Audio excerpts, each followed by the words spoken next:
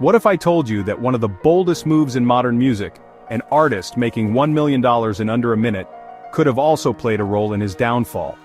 Tory Lanez didn't just drop an album, he disrupted the entire industry, and not long after he found himself behind bars. Coincidence or consequence? Let's take a closer look.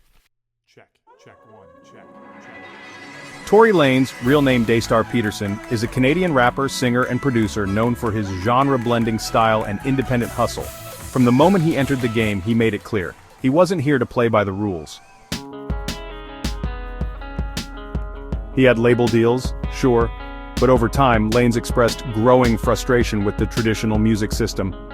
He often spoke about artists being exploited, revenue being siphoned off by middlemen, and creators having little control over their own work.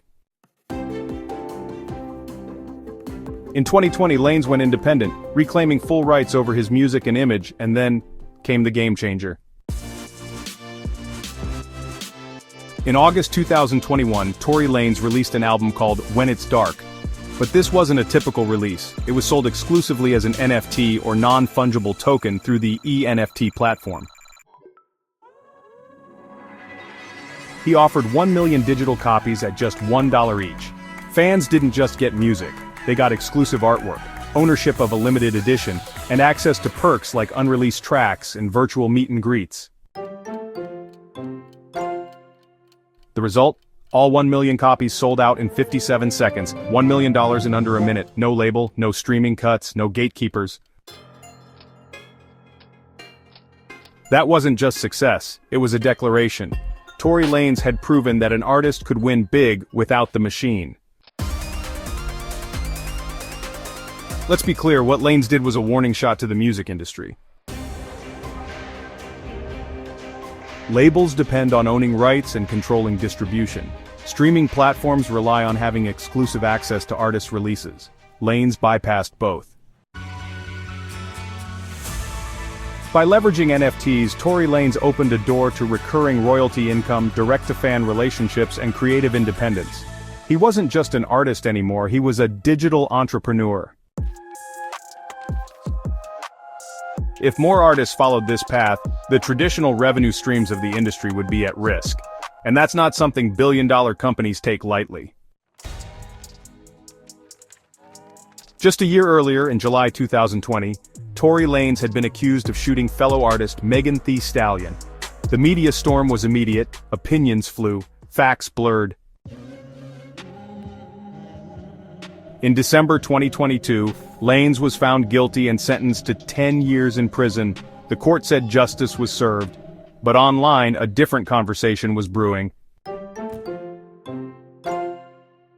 Why was the case so public, so politically charged, and so aggressively pursued, especially given some inconsistencies in the testimonies and evidence? Again, this isn't about guilt or innocence, but the timing and intensity of the legal process raised eyebrows for those watching the broader narrative unfold. This wouldn't be the first time an artist who challenged the industry paid a price.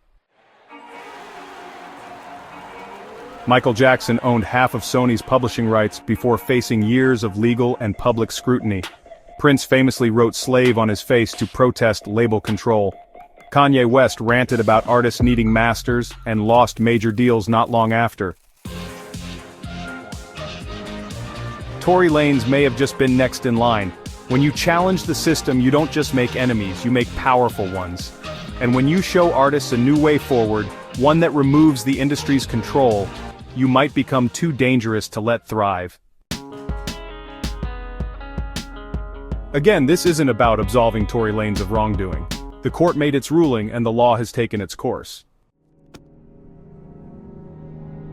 But it's worth asking, was the intense scrutiny, the media framing, and the industry silence about his NFT success just coincidence, or was it something more? In the end, Lanez did more than sell music. He offered artists a blueprint for freedom. And sometimes freedom comes with a price. You decide if this was justice or a warning.